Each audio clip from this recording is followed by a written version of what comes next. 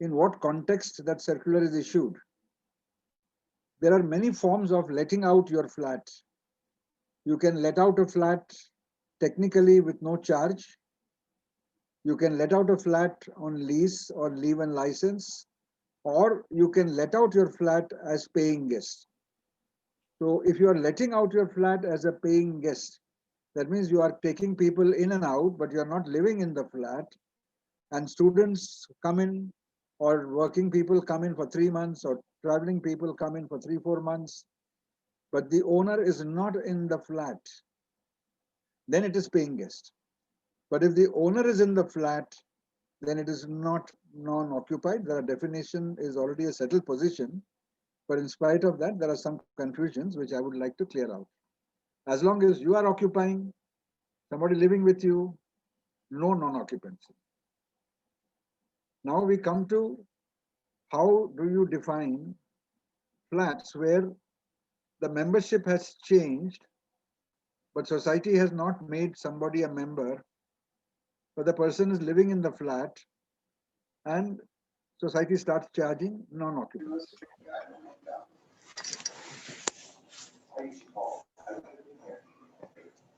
So when we have a situation of charging non-occupancy for reasons which are technical, so we have to look at under what title is he there.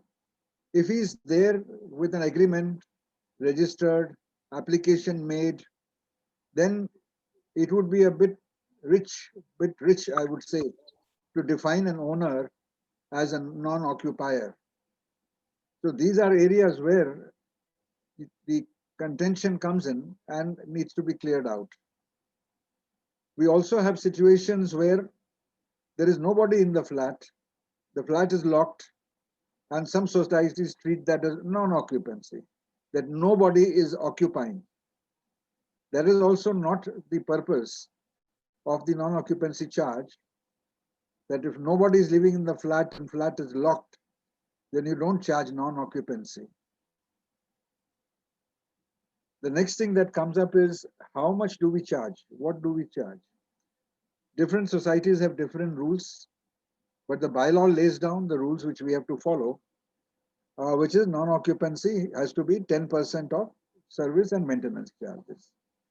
That means you don't include property tax, you don't include any other charges, but 10% purely of maintenance and the service charges. So that is the distinction that has to be carefully made. And I have seen places where they have some funds to be collected, उसपे भी डाल देते हैं 10%, or they have penalties which are charged on that, so they charge 10%. So that sort of a thing should not be there. In some societies, they charge a lump sum. Now that also is something which is not as per the bylaws. So you have to go strictly as per the bylaw by charging 10%. There are many societies which don't charge any non-occupancy, but charge an entry and an exit charge, lift charge or something to that effect, which takes care of your 11 months or 12 months.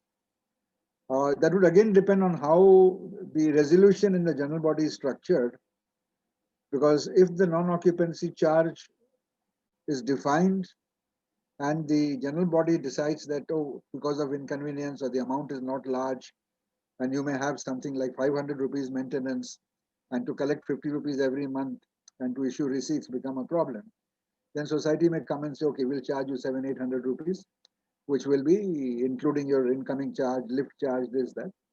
But they have to be very cautious because the circular is very clear that under no other name or guise can the non-occupancy be increased from 10%.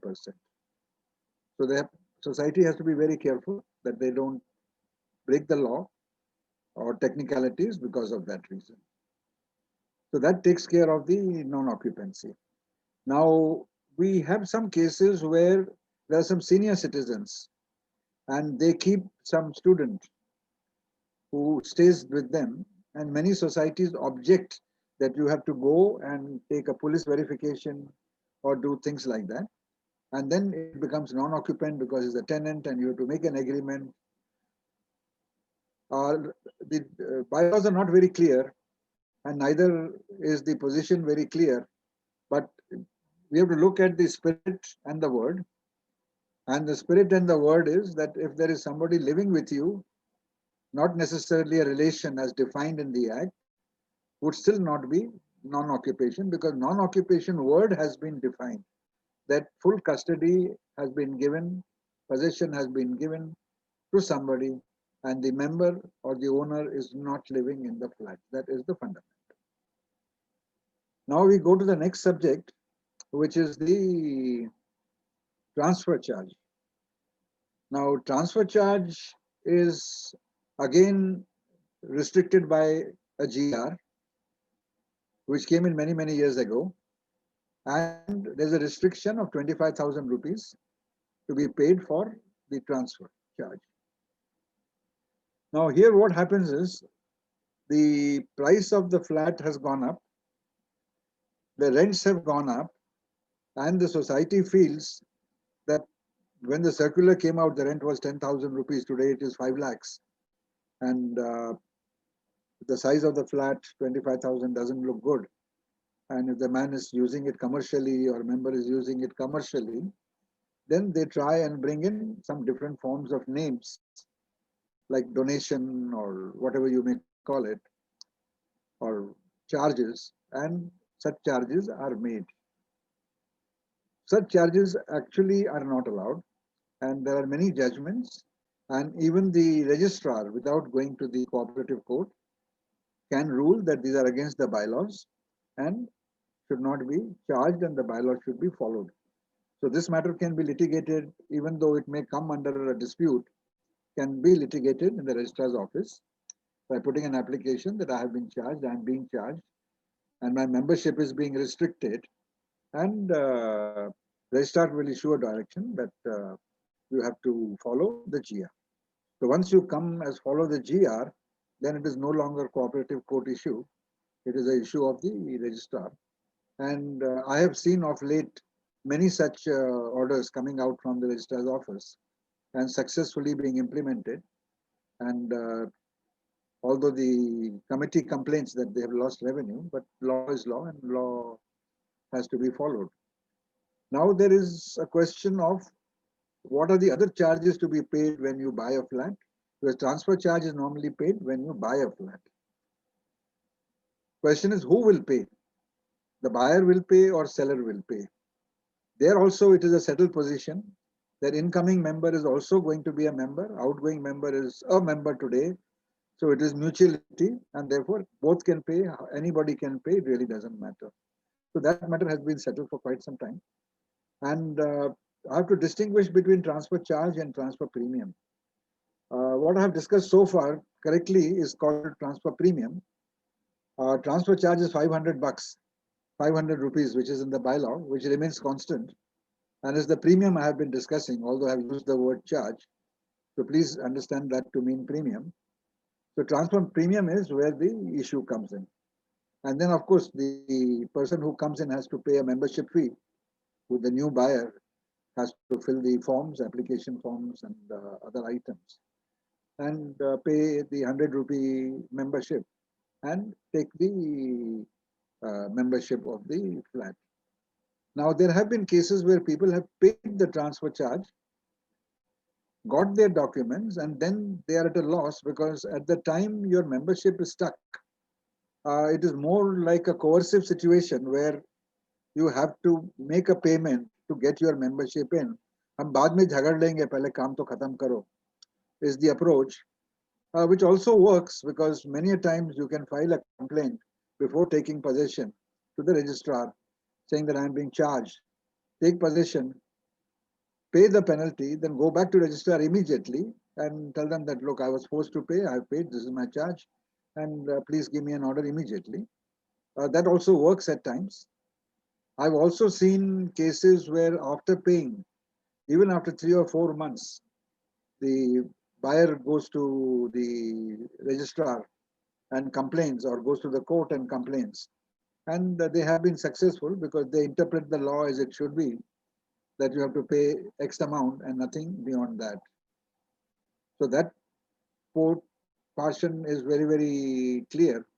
and also it is effective. And in case the society is being difficult, then either you take a recourse pre or post or at the same time, but within reasonable time, and the success rate would be there. The other charges which are related to transfer and non-occupancy are normally furniture charges, to carry your furniture up, carry your furniture down, extra water charge, extra some nameless charge. Those are all not permitted under the bylaws. And if the society has to charge, and there are things like lift charges, for example, then it has to be approved in the general body. And it is recommended that before you enforce it, these things should be discussed with the registrar so that you get his blessings before you enforce a charge. Otherwise, it will amount to amendment of the bylaw for which there is a process to be followed. And the charges are laid down where it says one of the charges heading is that as may be decided by the general body. But if it is normal, it is not considered coercive. But if those charges come as a large figure, large is a very subjective word. If it comes as a large figure, then of course the issue is how to handle it and when to handle it. And that would be left to the discretion of the buyer and the seller how they want to handle it. But law would always be on their side.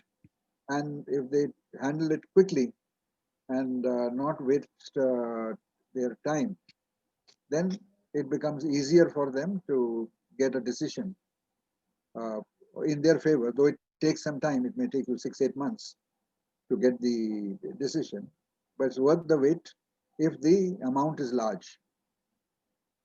Now, one item which I have got a note is the confusion on paying guest again. So I think just for clarity, I'll again repeat it. Maybe some members have joined in late. So for clarity, paying guest is a guest to whom you can give the whole flat on a paying guest arrangement and give custody and possession of the flat for a duration on a paying guest arrangement or agreement. That would attract the charges, non-occupancy charges. If you are giving the flat while you are in occupation and you have given one room or two people are sharing one room, extra room, it is a paying guest but would not attract non-occupancy because the member is still living inside the flat on a normal, regular basis. So he is a guest, he is paying, but not in the definition of non-occupancy paying guest because he is in occupation. So that is to be seen. Occupation part is important. By what name you call it is irrelevant. You may call it leave and license. You may call it paying guest. You may call it my friend is living here not paying anything. But if the friend is living here and not paying anything, then it has to be clearly explained to the society and they will agree or not agree. Otherwise, if you keep a friend and he tomorrow decides not to leave, तो फिर महंगा पड़ जाता है. So you save a bit of a money, but at the end of the day, you run around getting your flat vacated because there is no agreement. So that procedure used to be followed in the olden days, but now I think people have got wiser that non-occupancy charge borrow and be with a title and get your police verification and get your lease registered with the authorities and prepare a proper vacation document because there are many cases where people enter and that to get them out, eviction is a very big process. It's an extremely difficult, long, expensive procedure, and if it stops paying payment, so it becomes lene ke dene.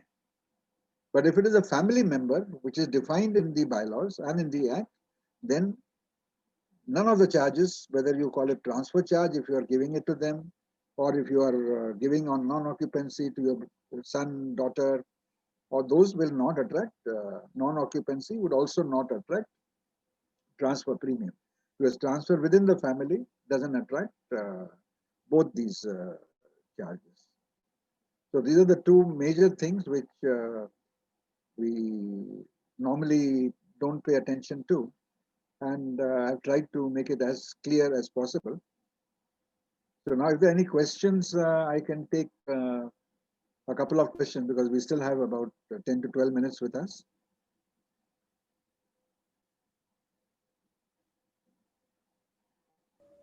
Yes, sir. Sir, You have Vijay. to unmute. Mr. Vicky has to be unmuted. अच्छा sir, पहले दो question आए उनको ले लेते हैं. एक विजय madam का Okay. क्वेश्चन है, NOC charges. Society raises a quarterly bills when flat is rented out in the middle of a quarter. Can NOC be charged for full quarter? Should it not be pro rata? If the bill is charged quarterly, it must be charged before the quarter starts.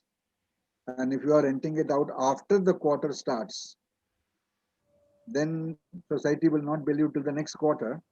And once you notify the society that I'm having a tenant, you make a letter to the society saying my tenancy is from so and so date, and therefore non-occupation to be calculated from the date the person is entering into the agreement. Sir एक और Because question है उनका, and how to solve NOC being charge on maintenance charges plus electric charges. electric charges is electric charges for common area, because if you have got your own bill, then you are paying your bill directly. तो उसके ऊपर तो tenant भरता है bill, tenant is paying the bill, so that should not be an issue. But in many societies, they break down the maintenance into different headings. So we have to see the components which go into maintenance and service charge. And common area electricity will go into the definition of maintenance and service charge. Vicky जी आप पूछ सकते हैं अभी. Yeah, so I want to know regarding you said that if the person is staying with the member and non-occupancy charges cannot be levied. Can you tell us under what section, under what bylaw it is? Because many societies, even if the paying guest is staying, they are levying non-occupancy charges, especially in my own society. So if I can cite them the bylaw or an act, so that will be helpful for the other people. Yes, sir. The word non-occupancy means what it means. If the member is living there, he is occupying. So you can't call him non-occupancy. And there is no bylaw which says non-occupancy of a part flat or one bed in a room or one sofa in the living room. Non-occupancy means I'm not occupying the flat, period. Now, there are definitions available, and maybe I will send these judgments down as we get along, because there are judgments also where non-occupancy का definition दिया गया है और बहुत clear है कि if you are occupying, then you are occupying, and if somebody is with you, you are still occupying. So non-occupancy is non-use of the flat by the member, and bylaw does not say that. So If you are, unfortunately, go ahead, sir. it will be very nice of you. It will be very nice of you, and I request Anika Bafna to send it in the WhatsApp group. What is the definition you are giving? Because the chairman of a society is one of the leading solicitor of a very big law firm, and he disagrees. So I have to take something to convince him. That's No problem, sir. No problem.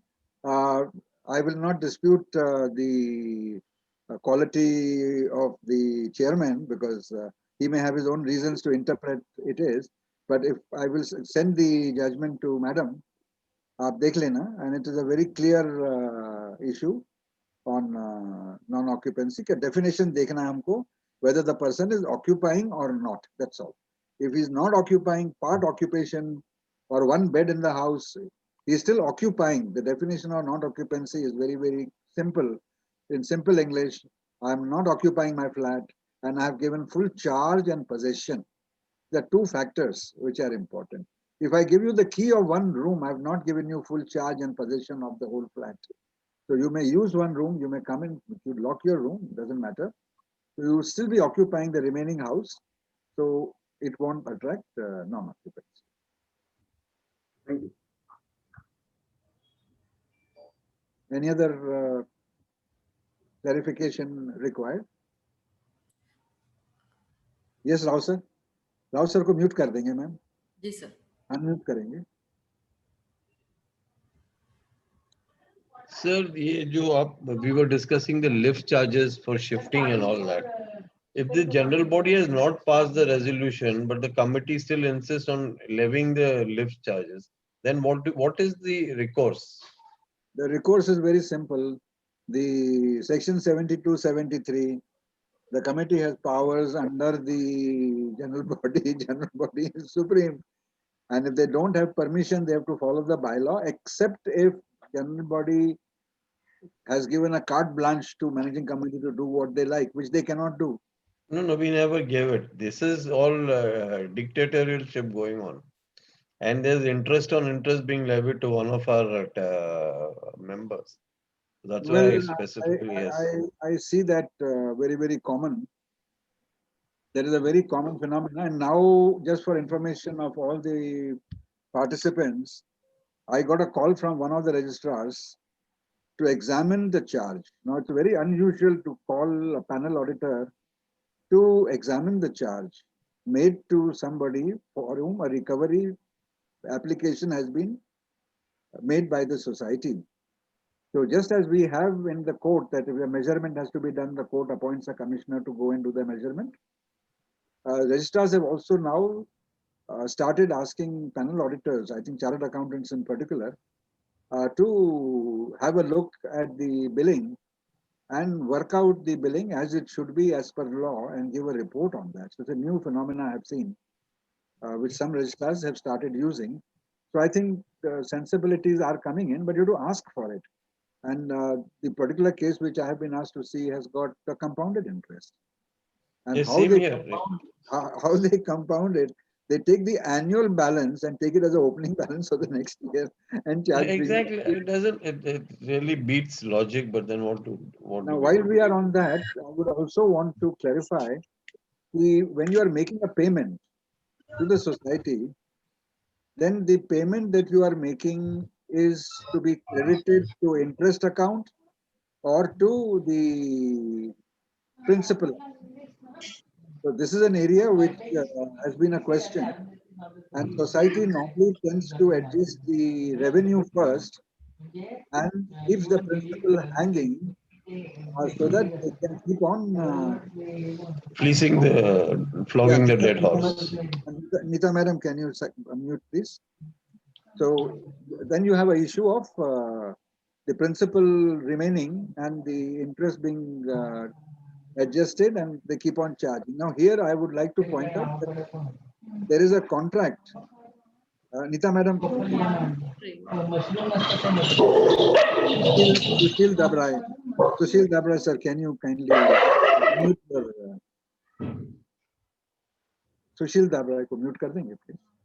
उनका दिख ही नहीं रहा, कुछ भी नहीं दिख रहा है मुझे. नहीं, सुशील दाबराय इज हाँ, वो नेक्स्ट चल टू रही है, लेकिन उनका म्यूट दिख ही नहीं रहा है, कुछ भी नहीं दिख रहा. हाँ, वो नहीं दिख रहा है. Okay, now doesn't matter. So the issue is that there is a contract between society, and very carefully, kindly listen to what I'm saying. It's very important. Though I've digressed from the transfer charge, but because it pertains to payment of money, which is also in the transfer, I'm taking the subject up. There's a contract between a member and a society to pay charges. And if the charges that are charged to you are in multiple heads, then section 5960 of the Contract Act is very clear, which says the payer of the money has the right to decide how the funds will be appropriated. So it's an appropriation section in the Contract Act, and it is to be decided by the payer at the time of making the payment. So if he writes a letter saying this should be adjusted against the principal, and then the section 60 says that if the society, if the receiver doesn't want to follow, then he should not accept the payment. So if he accepts the payment, then it is mandatory, he has to follow. So he can reject it and say, no, I will not take on this head, I will only want on this head. Then it's a dispute, then you go to cooperative court. But on his own, the receiver cannot appropriate money at their own will and fancy, which is what also I have seen quite a few accounting angles in societies. So that is an area which section 60 and 59 of Indian Contract Act, which talks about appropriation of funds, at the discretion of the payer. Debtor creditor बोलते हैं वहां पर. So that is how it works. But it's very important that you write with a covering letter, or if you're giving a check, write behind the check. And if you are sending NEFT, then a covering letter that this NEFT has been made, and the breakdown of this amount to be credited is 10 rupees to water, 20 rupees to electricity, whatever you want to do, and keep a copy of that. That will help you at the end of the day. And many societies are not aware, and even the accounting companies who do accounts, there are so many companies who do accounts for societies.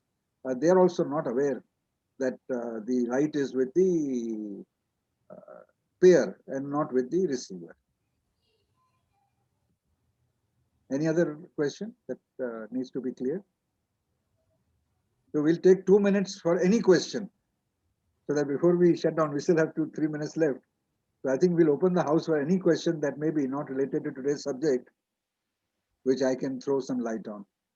Sir मैं कहूंगी कि जो future का एक आप लोग है तो एक लीकेज पर भी ले लीजिए, वो बड़ा Sorry, wide subject. you can, yeah. So if there is some subject which the friends would like, just please put it in the chat.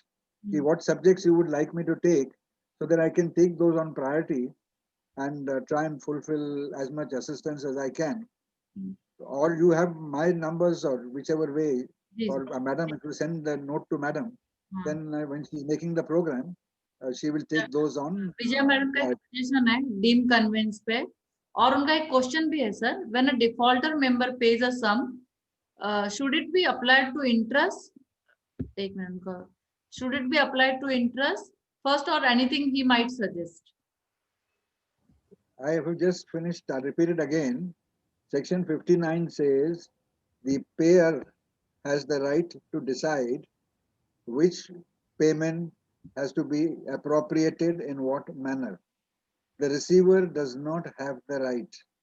In section 60, it says that if he has not even said before, he can say that at any time and get it corrected. But if nothing is said, then the receiver can appropriate in whatever manner the receiver wants to appropriate. So if the society wants to appropriate, it can do so if the member has just paid an amount without specifying for which he is paying. But if he is paying for interest, then he should say this payment is for interest. If he is paying for principal, he will write and say this payment is for the principal amount, which includes so much water, so much maintenance, the electricity, property tax, whatever it is. Please specify it, make a total, and at the last sentence say this money shall only be applied for these headings and nothing else. So that statement is very, very vital. Section 59 of Indian Contract Act. Sir Neeta madam, हम लोग 3 minute है हमारे पास. Nita madam का एक question. Nita madam बोलिए. So Israni sir, I have a member in my society who had paid the maintenance. Along with that, we had some collections for redevelopment charges. So she paid an extra amount, and then after when she came to know that none of the members are paying, she told the accountant to adjust it to the maintenance amount. So is it wrong or is it right? It depends Because on it depends on what is agreed in the general body. If general body says something has to be paid, then it has to be paid. And if others are not paying, then it's the job of the managing committee to collect. No, the managing committee has to collect, but what she is saying that since nobody has collected it, I mean, nobody has contributed to it, I will pay it when it is coming. So at the moment, you'll adjust it with my maintenance account. So can it be done that way? I mean, is it an accounting? Because accountant is everybody breaks the red light signal. So I get caught and I say everybody has broken, so I'm going to break. No, you follow the law. If the general body has decided you make your payment, others are not paying, they will be penalized. You can't join the herd and say I will also break the law because others are breaking. No, but what about the thing that the accountant has already adjusted it as maintenance? So then managing committee will pass a resolution reversing that. The power lies with the managing committee, not with the accountant. Accountant has no power. The accountant is employed by the committee, not employed by the member. Okay. So you will find a letter to the committee saying to the accountant saying this is wrong. This is the decision. Please follow. Okay. Okay. Thank you. Thank you.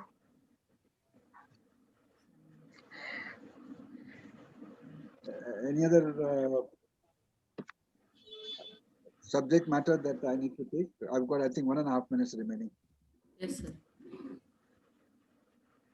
एक suggestion है कि redressal of complaints to different authorities by the cooperative society and types of complaint we file before appropriate authority. बड़ा अच्छा subject है sir.